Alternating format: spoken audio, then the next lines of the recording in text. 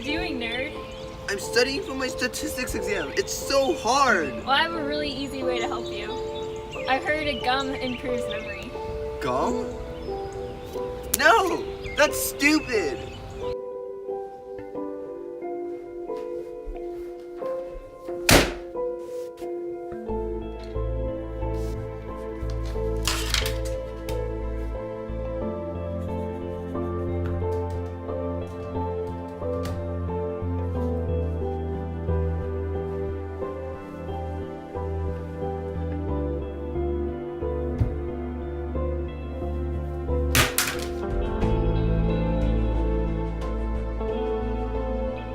If Michael chose to chew gum while he studied, he may have scored greater than a 12%. Recent studies have shown that there may be a positive relationship between chewing gum and memory. To test the validity of the relationship, we chose to test how chewing gum affects memory with our own experiments, and if chewing gum is truly positively correlated with better memory.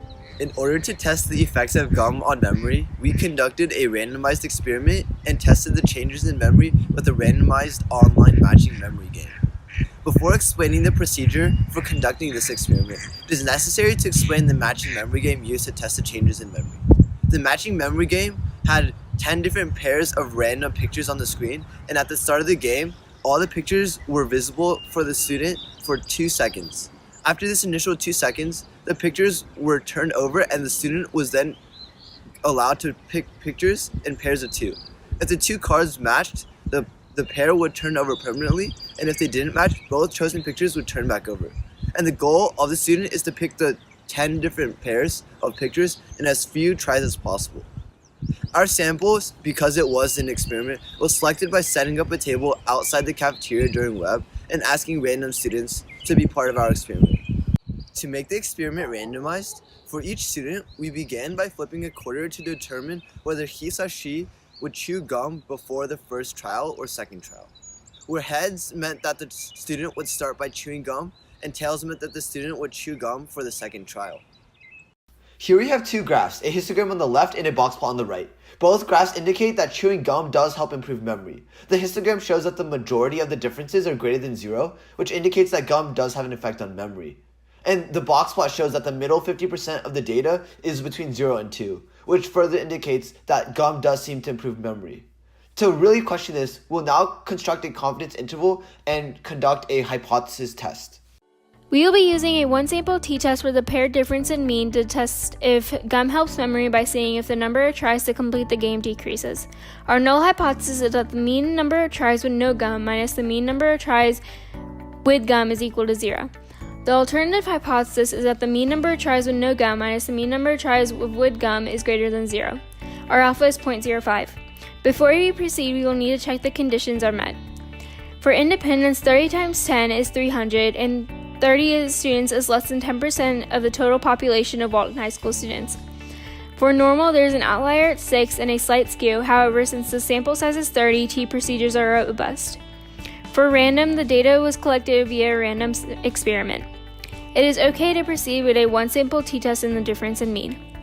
The mean difference is 0.9, the standard deviation of the mean difference is 1.8261, the test statistic, which is the statistic minus the parameter divided by the standard deviation of the statistic, is 0.9 minus 0 divided by 1.8261 divided by the square root of 30, which is 2.6995. The degrees of freedom is 30 minus 1, which is 29, and the p-value is 0.0057.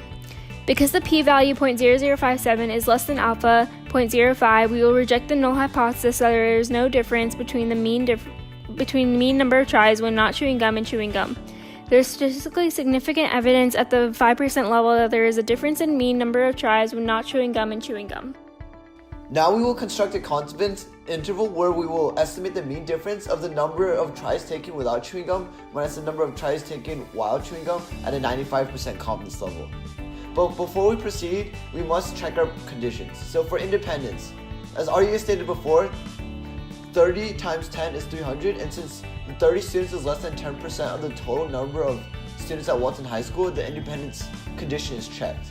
Because the sample size is 30, and when n is greater than or equal to 30, we know that T procedures are robust against normality. We know that the normal condition will be checked for T procedures. And finally, random. The data was collected via a random experiment through the flipping of the coin. So it is okay to proceed with our paired t-test. Mean was 0.9000, standard deviation was 1.8261. Our degrees of freedom was n minus 1, or 30 minus 1 equals 29. And through our t-distribution chart, we find that our t-star value equals 2.045. To calculate the confidence interval, we can use the formula the mean plus or minus t-star times standard deviation divided by square root of n. So we get 0.9000 plus or minus 2.045 times 1.8261 divided by square root of 30 equals our confidence interval, which is between 0.02182 and 1.5818. We can conclude that we are 95% confident that the true population mean of the difference in tries taken without chewing gum minus the tries taken while chewing gum fall within the interval 0.2182 and 1.5818. Since 0 is not included within this interval and all the values in this interval are positive, we are confident that gum does improve memory. The most blatant flaw in our experiment was the fact that for those people who chewed gum first, that gum chewing would affect their second trial that is supposed to not have any influence from any prior gum chewing.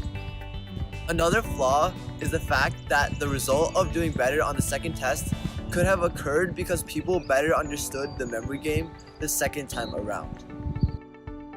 To summarize, through our box plot, histogram, confidence interval, and hypothesis testing, chewing gum does improve memory. So next time you study, try chewing gum and you may do better on the exam.